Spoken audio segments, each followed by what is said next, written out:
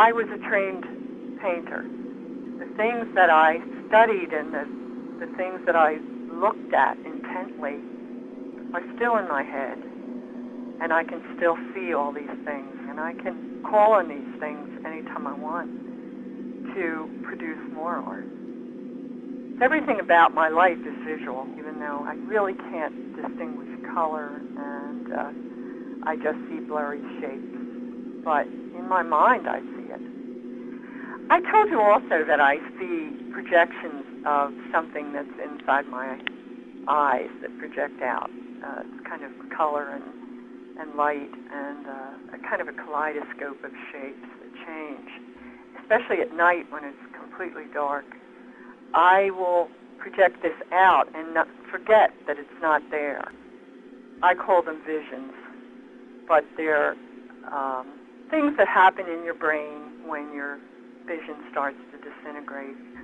It may not be what a sighted person sees, but I'm seeing something different. But it's probably just as real.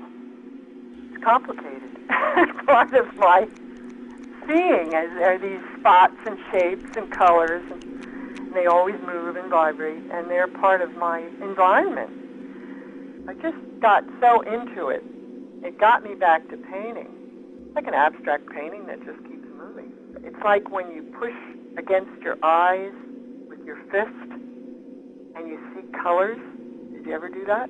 I have actually kind of done that, yeah. Well, that kind of thing. I remember one time in particular, I sat there with a sketchbook and would close my eyes, and I started to see this yellow square with a blue design in the middle. It was kind of like a butterfly, and it was blues and greens, and the wings were outlined in purples. Then as it progressed, the center of the butterfly started to become transparent, and the wings expanded and expanded. And they kind of reminded me of maybe veins. It expanded and became a flower shape, like a lotus blossom with pointy leaves. Eventually it became just a gossamer kind of lavender webbing over this intense orange, and it kind of started disappearing. It really scared me because I didn't want to tell anybody. I thought maybe they'd think I was taking LSD. So, I kept quiet about it for a while. A lot of people see that. That's common, the circle. So I'm not alone in here in this. And that's why I talk about it, because before I wouldn't. I was afraid that people think I was crazy.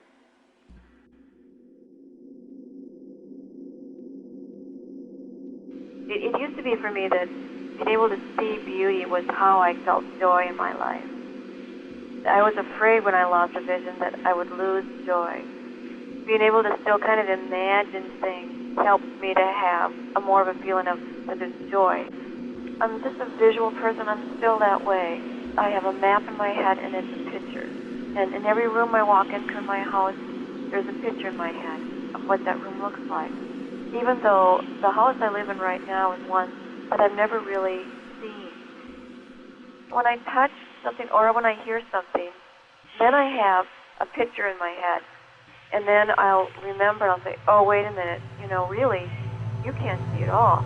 And then I'll notice, oh, yeah, it's all this solid, grayish, whitish stuff.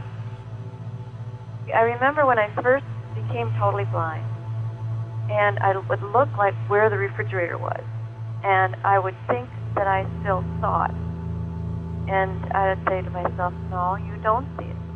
And I'd realize I didn't see it.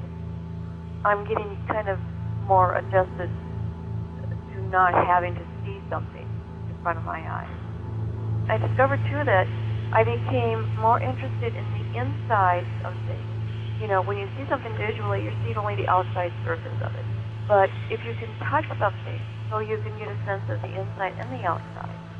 So I did some sculptures there for a while that had a lot of holes in them. And the inside was just as important as the outside.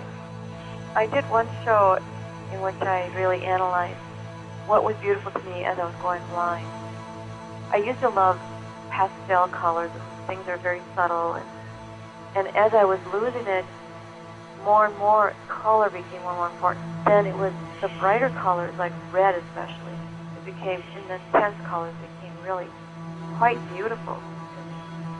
And then as I started going blind, it was as though light would just kind of smear across and kind of hide things. And so I think I've just gained more of a sense of beauty in mystery and the not knowing.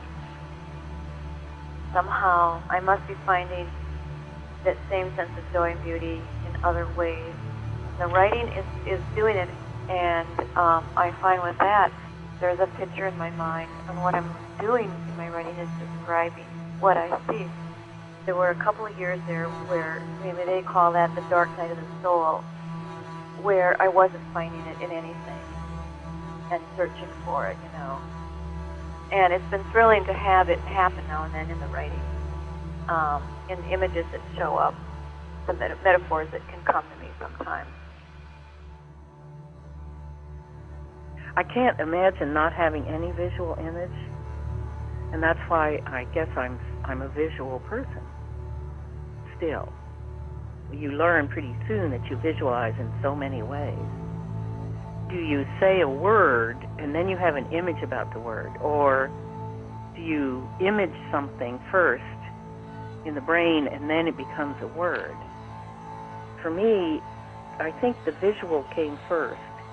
I'm not sure I ever thought about the behavior of looking. Maybe photography is different in a way because the behavior means you hold the camera, and then I brought the camera up, put the viewfinder to my eye, and took a photograph. But later on, if I can't see that thing that I'm still trying to photograph, then certainly my behavior is going to change. So maybe we have two behaviors of looking, a behavior of looking and a behavior of perceiving. I had written earlier somewhere that the camera was a stand-in for my eyes, and when I can't see my object, then I have to rely on sound patterns and word patterns. Sound is layering over what were visual elements. I can hardly help thinking of images of some kind or other. I have these incredible dreams where sometimes the relationships are so bizarre, I mean architecturally, or a whole bunch of stuff comes together that was seen over 20 times at 20 different places, and then they're recombined. I can still perceive light, even though I can't see anything. I can tell when it's bright, since I can perceive something that's darker and something that's lighter. It makes the space have some kind of shape.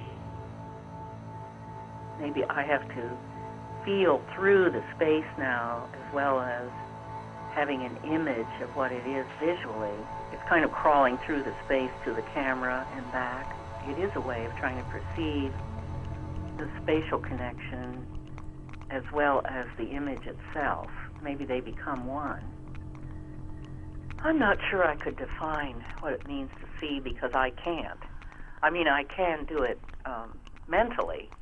I think people see so differently, and it's just hard for me to know how people look at things.